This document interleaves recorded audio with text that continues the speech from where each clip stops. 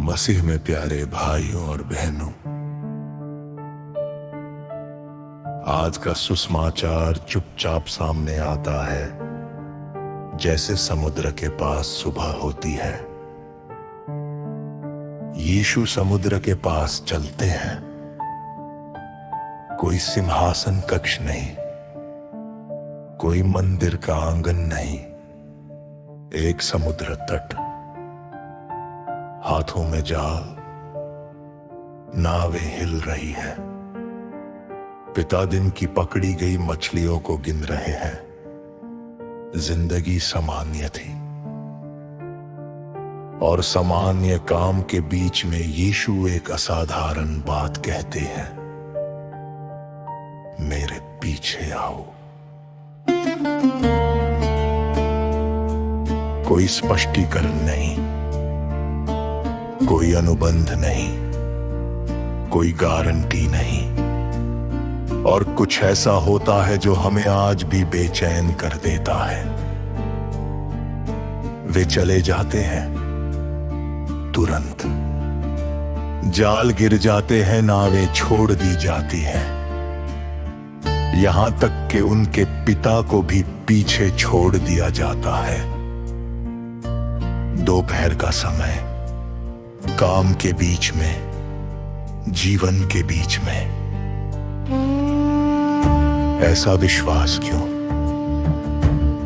अगर हमारे पास जीपीएस नहीं है तो हम क्या करेंगे? जब आप खो जाते हैं तो आप किसी अजनबी से पूछते हैं। अगर आपको रास्ता नहीं पता होता तो आप उसके शब्दों का पालन करते हैं। अगर आपको लगता कि आप बेहतर जानते हैं तो आप मना कर सकते थे।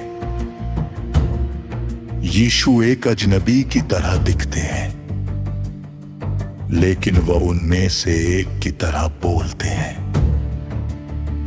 उनकी आवाज तर्क से भी गहरी चीज को छूती है। एक भूख जिसे लाभ नहीं भर सकता, एक बेचैनी जिसे सफलता शांत नहीं कर सकती। जैसा कि हिप्पो के संत ऑगस्टीन ने बाद में स्वीकार किया, जब तक हम आप में आराम नहीं करते, हमारे दिल बेचैन रहते हैं। ये मछुआरे लाभ जानते थे।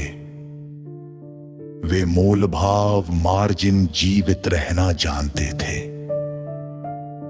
हम भी ये जानते हैं। हम ऐसी दुनिया में रहते हैं जिसे पहले ये पूछने के लिए प्रशिक्षित किया गया है, मुझे क्या मिलेगा? मुझे क्या खोना पड़ेगा? लब हर जगह घुस जाता है, बाजारों में, रिश्तों में, यहां तक कि धर्म में भी।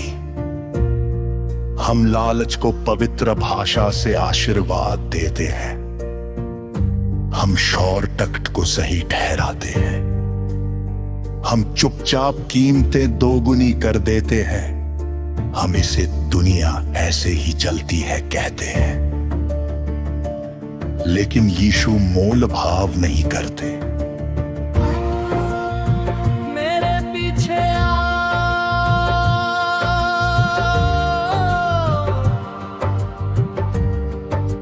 ये नहीं, ये सौदा खत्म करने के बाद मेरे पीछे आओ।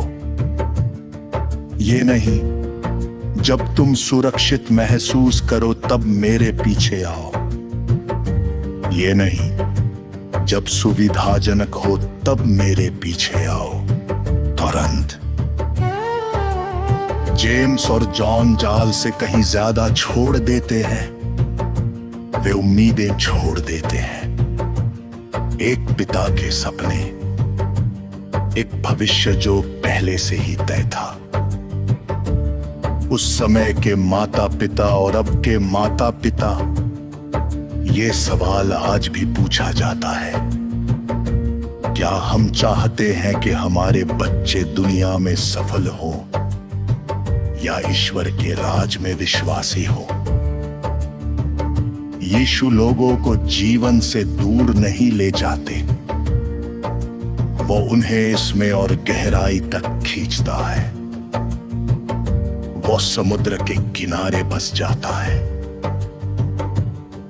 भगवान किनारा चुनते हैं, हाशिया, वह जगह जहां लोग काम करते हैं और चिंता करते हैं। जो लोग अंधेरे में बैठे थे, उन्होंने एक बड़ी रोशनी देखी है। और अंधेरा सिर्फ पाप नहीं है, ये थकन है, बेमतलबपन, बहुत देर तक जाल ढोने की शांत थकावट। रोशनी हमेशा बिजली की तरह नहीं आती, कभी कभी ये एक साधारण निमंत्रण की तरह सुनाई देती है। आओ, उन्होंने अपने जाल छोड़ दिए।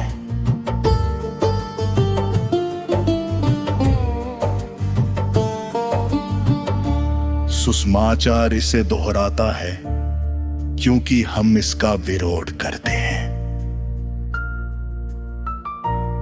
जाल बुरे नहीं होते, लेकिन वे फंसाते हैं।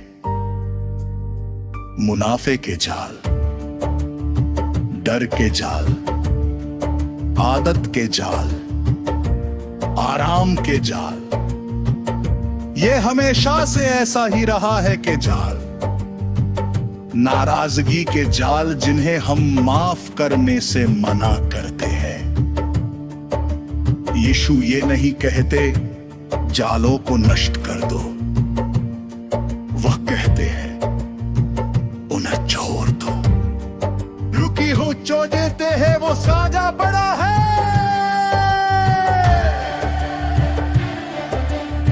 मैं किन्हीं लोगों को पकड़ने वाला बयान, एक नहीं, बेअनपढ़ नहीं, देखभाल, बाहर चला जहां लोग घूम रहे हैं, अकेलेपन में, नशे की लत में, निराशा में, पर प्यार का जाल फेंकना, ये वचन चैना बन रही वो है। ये भारत में भी जरा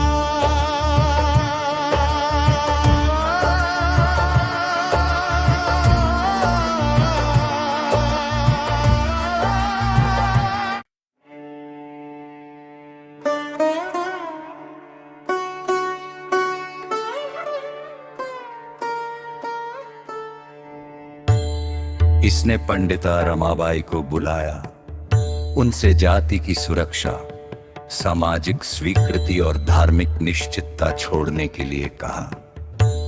उन्होंने तुरंत छोड़ दिया और विधवाओं, अनाथों, अकाल से पीड़ित लड़कियों को इकट्ठा किया। उन्हें शिक्षा, गरिमा, धर्म ग्रंथ और आशा दी। उनके जाल आश्रय बन गए।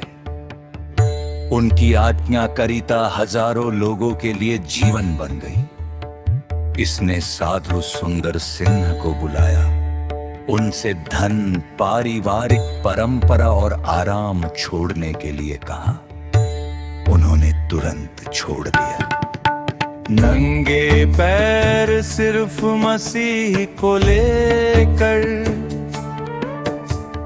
धूल भरी सड़कों पर चलते हुए, ताकि सुसमाचार मिट्टी की भाषा में बात कर सके। यह भी बुलाता है, इतिहास के रूप में नहीं, बल्कि एक जीवित मांग के रूप में। ओडिशा में इसने पादरी बिपिन बिहारी नाइक को बुलाया, खतरे से दूर नहीं बल्कि उसके बीच से। पिटे, अपमानित, झूठे आरोप लगे, फिर भी एक और जाल छोड़ने का फैसला किया, नफरत का जाल। हिंसा का जवाब माफी से देना, क्रॉस से आवाज की गूंज, पिता उन्हें माफ कर दो। गलील का किनारा फिर से दिखाई देता है, जहां भी चेले बदले की भावना के बजाय दया, सुरक्षा के बजाय विश्वास और डर के बजाय आज्ञा मानने को चुनते हैं। यीशु चलते रहते हैं, सिखाते हैं, ठीक करते हैं, हर तरह की बीमारी को छूते हैं। राज कोई विचार नहीं है, ये ईश्वर का इंसानी दर्द की ओर बढ़ना है। और अब वो तुम्हारे समुद्र के किनारे चल रहे हैं।